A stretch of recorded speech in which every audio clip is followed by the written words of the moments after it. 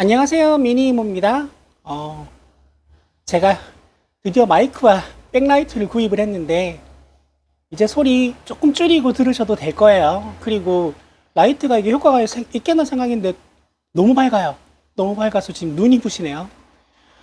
여튼 어제 제가 방송을 못 올렸는데 혹시라도 아침부터 방송을 기다렸는데 안 올라와서 기다리신 분 계시면 죄송하다라는 글을 올렸는데 무려 두 분이나 기다렸는데 안 올라왔다라고 댓글을 달아주셨어요. 너무 죄송합니다. 앞으로는 되도록이면 매일 찍어서 올리도록 노력을 하겠습니다. 자, 오늘은 그래서 두 개를 올릴게요. 어제 안 올렸으니까. 근데 오늘 올릴 거는 두 개 다 제목만 생각해 놓고 내용에 대해서는 딱히 생각을 안 했어요. 그냥 뭐 두서없이 떠들 거예요. 두서없이 떠들 건데 오늘은 일단 두 편 다 정치 이야기를 해보려고 해요. 정치 이야기를 해보려고 하는데 오늘 첫 번째 영상은 큰 틀에서 지금 우리나라의 상황과 그 이유에 대해서 그러니까 말씀드리려고 하는데 저는 이 방송을 사실은 민주당 지지자보다는 정치에 관심이 없거나 잘 모르는 분 또는 국민의힘을 지지하는 분들이 보셨으면 좋겠어요. 오늘은 그리고 두 번째 영상은 아마 이제 조금 짜잘한 이슈에 대해서 조금 말씀을 드리려고 해요. 자, 오늘 첫 번째 영상에서 올릴 거는 세 가지 이야기를 할 거예요. 첫 번째, 우리나라 상황의 세 가지에 대한 이야기를 하려고 해요. 첫 번째, 나라가 진짜 망할 수도 있다. 두 번째, 전쟁이 날 수도 있다. 세 번째, 독도를 일본에 팔아먹을 수도 있다. 이 세 가지에 대해서 말씀을 드리려고 합니다. 첫 번째, 나라가 망할 수도 있다라는 이야기를 하려고 하는데 지금 우리나라 상황은 IMF 때보다 안 좋고 코로나 때보다 안 좋아요. 그런데 윤석열 탄핵 사유를 굵직하게 생각해보면 한 20, 30가지가 있는데 사람들이 이 이야기를 잘 안 해요. 이 이야기를 잘 안 하는데 제가 개인적으로 생각하는 윤석열 탄핵 사유가 될 수 있는 것 중에서 가장 크고 가장 악질적이고 가장 나쁜 게 업무상 배임이라고 생각을 해요. 업무상 배임. 이거는 진짜 꼭 엄정하게 처벌을 할 사안이라고 생각을 해요. 이거는 유튜브에서 나는 본 적이 없는데 그 시기에는 윤석열 집권 초기에 저는 이거 까딱하면 나라가 망할 수도 있겠다라는 생각을 했어요. 그리고 지금의 상황이 될 수도 있겠다라는 생각을 집권 초기에 했었어요. 이게 뭐냐면 첫 번째가 중국 외교예요. 두 번째가 러시아 외교예요. 중국과 러시아에 굉장히 적대적인 외교를 펼치는 거 보고 중국, 러시아는 우리나라의 아주 큰, 아주 중요한 수출국이에요. 근데 그 두 나라에 대해서 적대적인 외교를 펼치면 당연히 무역 규제부터 들어오는 거예요.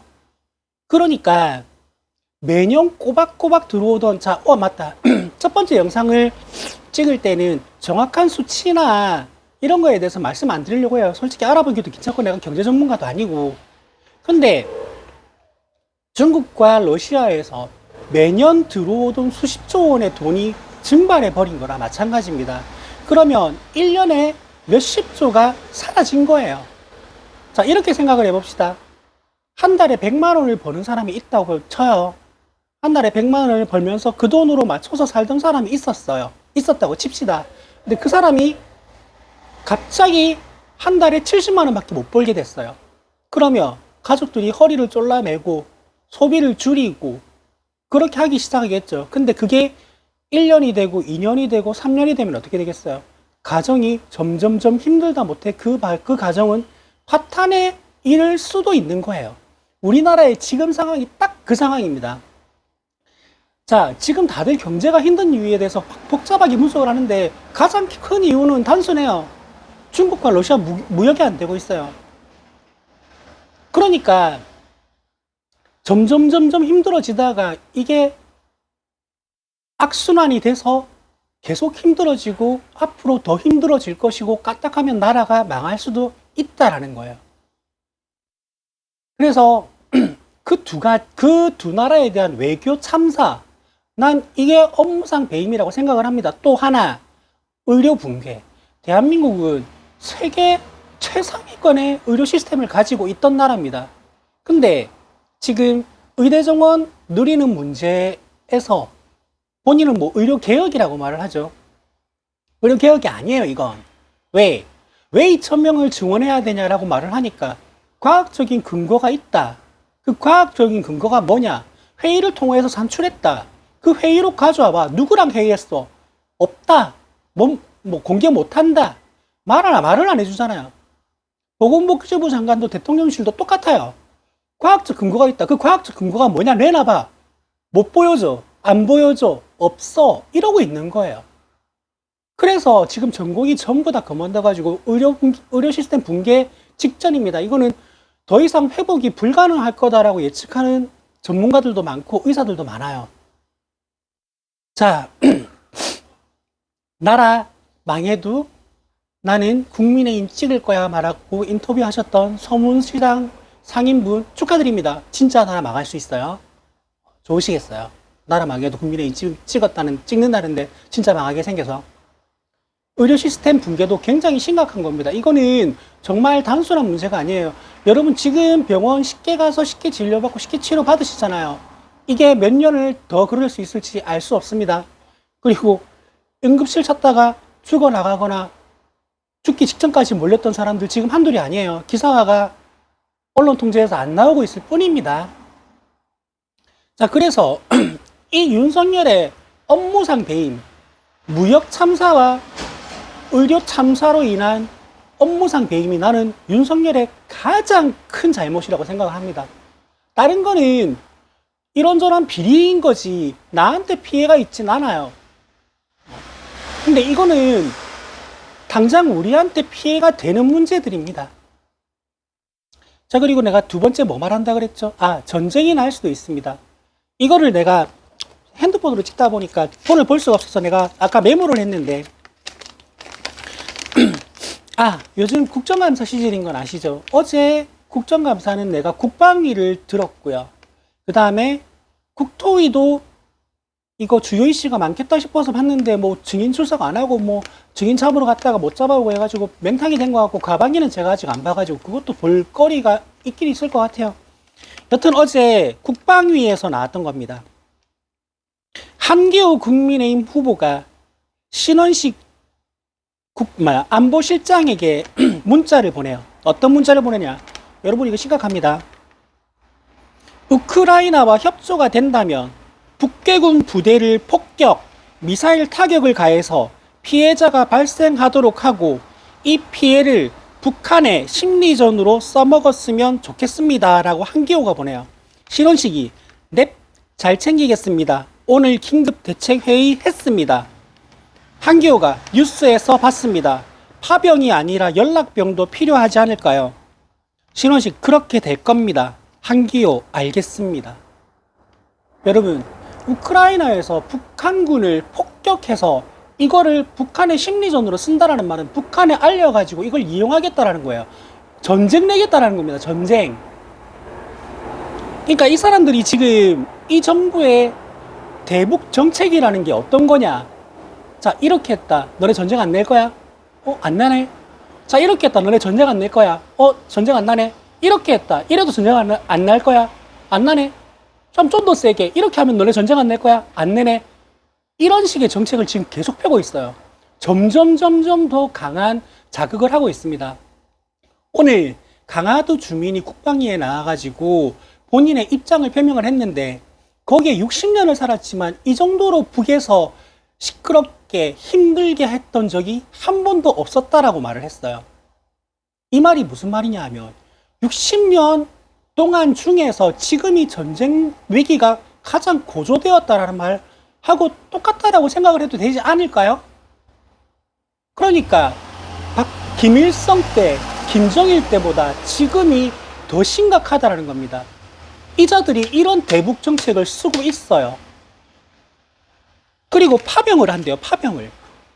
파병에다가 연락병까지 더 보내야 된대요. 그리고 지금 언론에다가 대고 뭐라고 브리핑했습니까? 대량 살상 무기를 우크라이나에 제공한다 그랬죠. 이거는 러시아를 적국으로 삼겠다라는 겁니다. 바이든도 이런 말 못해요. 미국도 러시아한테 대놓고 그렇게 브리핑을 못해요. 대한민국 그 조그마한 나라가 지금 러시아를 적국으로 삼겠다는 거예요. 그렇게 대국 정책을 펴고 있는 겁니다. 지금 이 정부가. 이거 전쟁 내겠다는 소리잖아요. 전쟁 내가지고 탄핵 맞겠다는 소리 아니겠어요? 그리고 전쟁 위기에서 국지전이라도 생기면 계엄령 발동하겠다는 소리 아니겠어요? 굉장히 심각한 겁니다. 그래서 국방위에서 민주당 국회의원들이 바락바락 소리를 지르면서 국방부 장관 안보실장을 쪼고 있는 겁니다. 계엄령 발동할 생각도 하지 마. 전쟁 낼 상상도 하지 마. 전쟁 위기 고조시키지 마.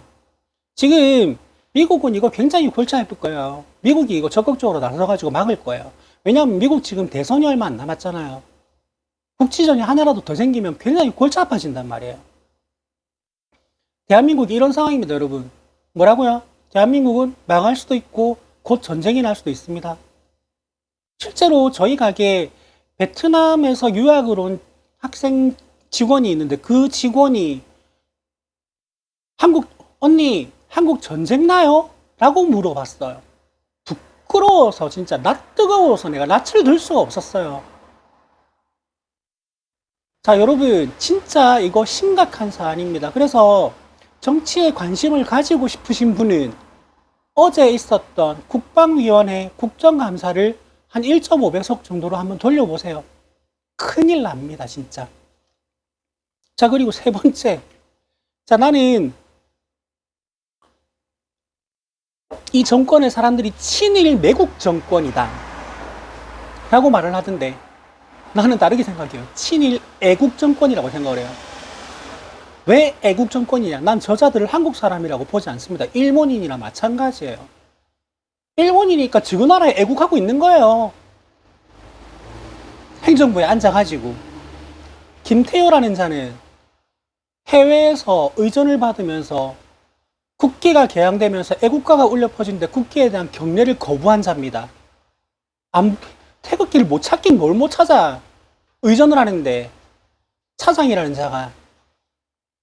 그리고 그 사람은 국기에 대한 경례를 하지 않은 장면이 그거 하나 말고도 몇 개 더 찾아진 자입니다. 태극기에 대해서 국기에 대한 경례를 안 해요. 왜? 일장기가 아니어서 그랬겠지 뭐. 그리고 아니 해상자위대가 동해에서 연합훈련을 하는데 해상자위대 깃발이 모양을 각도를 약간 틀면 그게 우길승천기가 아니에요. 우길승천기라고 똑같아요. 그게 우길승천기예요. 우길승천기는 일본의 2차 대전 전범기입니다. 일본의 2차 대전 전범기를 달고 동해에서 훈련을 했어요. 여러분 이게 말이 된다고 생각하세요? 그리고 얘네들 한미일 돌이킬 수 없는 조약을 맺었다라고 국방부 장관이 말을 했죠. 그리고 여기에 대해서 공개를 할 수 없다라고 말을 했습니다. 자, 이게 내용이 뭔지는 잘 모르겠지만 공개를 할 수 없다라고 말을 했는데 군사 조약을 맺었다라고 하면 어쩌면 저들이 우길승천기를 달고 동해상에서 작전을 펼치거나 심지어 일본군이 대한민국 영토에 발을 들이는 일이 생길 수 있는 조약을 맺었다라고 합리적인 의심을 할 수 있지 않아요? 아직 강제징용 피해자가 종군 위안부 피해자가 생존해 계십니다. 그 땅에 일본군이 군복을 입고 발을 들인다고요? 절대로 있을 수 없는 일입니다. 자, 친일 프레임을 씌워서 공격하지 마라. 우리는 미래를 보고 나아가야 된다. 언제까지 거기에 매여 있을 거냐라고 국민의힘 국회의원이 놀랍게도 어제 있었던 국정감사에서 말했습니다. 이게 정말 전형적인 뉴라이트의 발언이에요. 전형적인 뉴라이트 발언입니다. 아직까지 일본은 우리에게 어떤 정식적인 사과를 하지 않았어요. 피해자들도 제3자 보상을 자꾸 하려고 해서 그 보상을 거부하고 있는 겁니다. 일본이 국가적 차원에서 직접 사과하고 직접 보상금을 지급하라라고 지금 몇 년째입니까? 요구하고 있는데 아직도 그 요구에 대해서 들은 채를 안 하고 있어요. 그리고 민주당 의원들은 동해 동도와 서도를 나누어서 하나는 한국이 하나는 일본이 주둔해서 지키려고 한다라는 합리적인 의심을 하고 있어요. 나는 그 합리적인 의심의 그 논리 구조나 이유 자체를 잘 안 밝히니까 뭔진 모르겠는데 이런 말이 진짜로 나오고 있어요. 정말 나라를 팔아먹을지도 모른단 말입니다. 나라를 팔아먹어도 저 당을 지지하겠다라고 말씀하셨던 분들 정말 축하드립니다. 진짜 팔아먹고 있어요. 좋겠죠? 좋죠? 자, 국민의힘 지지자들, 제가 오늘 말씀드린 거에 단 한 가지라도 반박을 할 수 있으시면 꼭 반박해 보세요. 정말 좋으시겠습니다. 나라를 망하게 만들고, 그리고 나라를 팔아먹고 전쟁까지 내려는 저자들 지지해서 정말 좋으시겠습니다. 아주 자랑스러우시겠어요. 안보는 보수라고요? 쟤네들 지금 전쟁 내려고 하고 있잖아요. 오늘 이 핸드폰, 이 문자가, 이 내용이 기자한테 찍혔다니까요? 그러면 기자한테 우연히 찍혔는데 이거 하나밖에 없겠어요? 그리고 이 사람들이 핑계랍시고 된 게 단순한 사적 대화래요. 국방위원회가 상임위원인 국회의원과 대통령실 안보실장이 주고받은 문자가 단순히 사적 대화라고요? 이거를 핑계라고 말을 하고 있습니까? 이게 핑계가 됩니까? 여러분이 생각하셨을 때는. 아니, 국회의원과 대통령실 안보실장이 우크라이나에서 북한을 폭격해서 이거를 심리전으로 삼겠다라고 말을 하는 게 이게 사적인 대화입니까? 그리고 잘 챙기겠다라고 대통령실 안보실장이 대답을 했습니다. 대통령실 안보실 직원이 대답해도 심각한 상황인데 안보실장이 대답했어요. 그리고 그 안보실장은 전 국방부 장관입니다. 이게 단순한 사적 대화라고요? 말 같은 소리를 해야지. 그래서 여러분, 지금은 정치에 관심이 없었더라도 관심을 가지셔야 되는 시기입니다. 정치에 관심 안 가지시고 이거 그냥 내팽개쳤다가는 정말 나라 망할 수 있고요. 정말 전쟁 날 수 있고요. 정말 일본에 독도 팔아먹을 수도 있습니다. 아시겠죠? 자, 살면서 이런 사람들 많죠. 난 정치에 관심 없어. 이놈이나 저놈이나 나쁜 놈인 거 똑같은데. 그래서 난 투표도 안 해. 이렇게 말을 하면서 본인을 자랑스러워하는 사람들이 있어요. 난 이 말이 어떻게 들리는 줄 아세요? 나는 내가 왜 잘 살게 됐는지, 왜 못 살게 됐는지 관심 없어. 난 왜 사람들이 힘들어졌는지, 사람들이 좋고 편해졌는지 관심 없어. 내가 나라에서 왜 이런 혜택을 주는지 관심 없어. 왜? 난 그게 상관없거든. 하는 말하고 똑같이 들려요. 이 말이랑 그 말이랑 같은 말이거든요. 그리고 지금 정권은, 난 이렇게 심각한 정권을 처음 봤어. 진짜 나라가 망할 수도 있습니다, 여러분. 그래서 저는 정치 이야기 하지 마, 정치 이야기 하면 싸운다라는 말 별로 안 좋아해요. 정치 이야기는 많이 해야 됩니다. 많이 논의되어야 되고, 많이 토론되어야 되고요. 정말 망할 수도 있겠다라는 위기의식은 저는 진짜 평생 살면서 처음 느껴봅니다. 어떻게 하면 이렇게 적극적으로 나라를 망하게 할 수 있는지 진짜 대단해요. 그리고 여러분이 만약에 정치 고관여층이 되어서 민주당 쪽 유튜브를 조금이라도 보시면 느끼게 되시는 사실이 있을 거예요. 김건희 여사. 아니, 역사적 인물까지 다 통틀어서 한 사람이 이렇게 많은 혐의를 받은 적이 있었던가 싶을 만큼 많은 혐의의 중심에 서 있습니다. 이것도 정말 존경스럽습니다. 정말 부지런하더라고요. 만약에 이 혐의가 모두 사실로 밝혀지게 된다면 이 두 사람, 이 부부의 형량에 대해서는 가늠조차 안 되고요. 그리고 여기에 동조한 공무원들은 전부 다 감옥을 가게 될 건데, 만약에 이 혐의가 모두 사실로 밝혀지면 수천 명이 감옥에 들어갈 겁니다. 탄핵이 되더라도 난 그 후폭풍이 너무 겁이 나요. 여기에 동조한 자들 빨리 공익제보자로 돌아서길 바랍니다. 지금 나라가 이런 상황이에요. 그래서 여러분은 정치에 관심을 가지고 이 사실에 대해서 조금 알아보셨으면 좋겠습니다. 일단 첫 번째 편은 여기서 마무리 지을게요. 이 말을 빼먹을 뻔했다. 구독, 좋아요, 댓글은 사랑입니다, 여러분. 안녕.